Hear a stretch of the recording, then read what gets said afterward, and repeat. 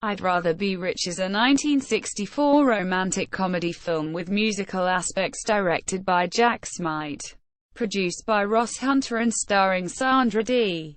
The film focuses on a dying man who wishes to meet his granddaughter's fiancé, but he is unavailable. So the woman persuades another man to substitute for him. Then the grandfather recovers. The film is a remake of the 1941 film It Started with Eve, with the genders reversed. Synopsis. During the opening credits, Robert Goulet and Andy Williams perform a duet, I'd Rather Be Rich. We first meet Cynthia Doolin, Sandra Dee, sitting at a nightclub table while Warren Palmer, Andy Williams, croons to her, It Had to Be You.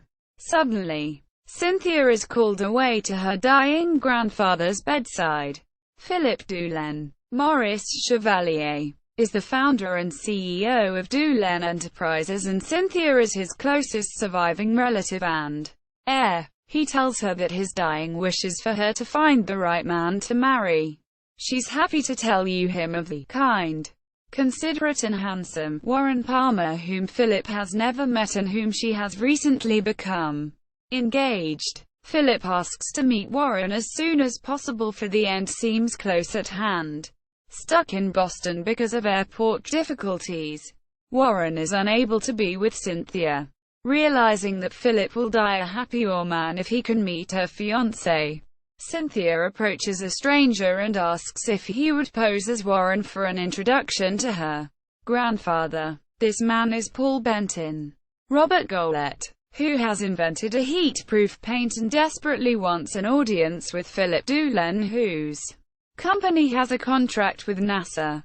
So Benton agrees and the ruse is pulled off very successfully, with Philip favorably impressed by the young man he believes to be Cynthia's fiancé, especially after Philip makes the two kiss and sees Cynthia kick off her shoes just as her grandmother always did when Philip and she would kiss. Philip tells the couple that Doolin Enterprises is in danger of a hostile takeover and implores Cynthia to meet with the board to try to save the company. He insists against her protest that she take her fiancé along. The meeting at first proves disastrous for Cynthia until Benton announces that Cynthia will put her own money into the company. This satisfies the board, but Cynthia later tells Benton she is outraged with him for offering up her money without checking with her first. However, she does help him by sending him off on an interview with the best person at the company to help get his paint invention tested by NASA. Meanwhile, back at the Doolin mansion and unbeknown to Cynthia, Philip has unexpectedly recovered and feels as healthy as ever.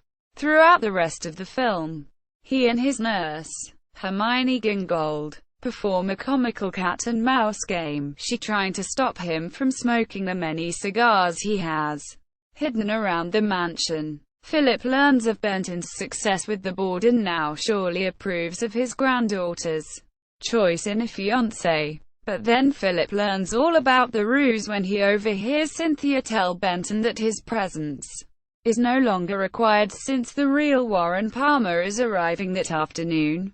Because Philip likes Paul Benton so much and thinks he is the right man for his granddaughter, he continues to pretend to be at death's door. Whenever Cynthia tries to tell him who her real fiancé is, he coughs and feigns a weak heart, making her afraid to shock him in any way.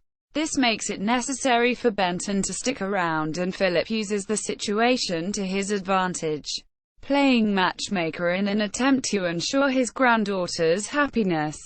After all, Philip is certain Benton spells true love for Cynthia since she cannot keep her shoes on whenever they are together. Later that afternoon, the real Warren Palmer arrives at the Doolin mansion and is reluctantly forced to pose as Paul Benton. Meanwhile, Benton realizes he's fallen for Cynthia, so he manages to hamper some late-night amorous activity between the engaged couple and also booby-traps a romantic getaway they go off on together.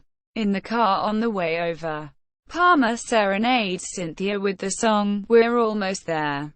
But their rendezvous is sabotaged by the jealous Benton and they are forced to return early.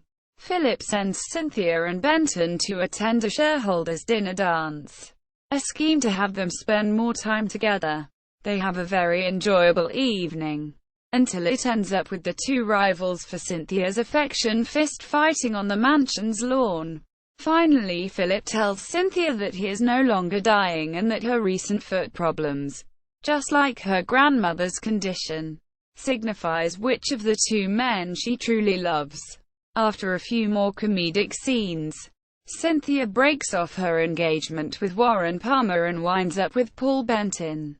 Cast: Sandra Dee as Cynthia Doolin, Robert Golett as Paul Benton, Andy Williams as Warren Palmer, Maurice Chevalier as Philip Doolin, Gene Raymond as Martin Wood, Charles Ruggles as Dr. Charles Crandall, Hermione Gingold as Miss Grimshaw, Alan Jenkins as Fred, Laurie Main as Harrison, Dort Clark as Albert, Hayden Rourke as McDougal. I'd rather be rich at the TCM movie database. I'd rather be rich at the Internet movie database. I'd rather be rich at AllMovie.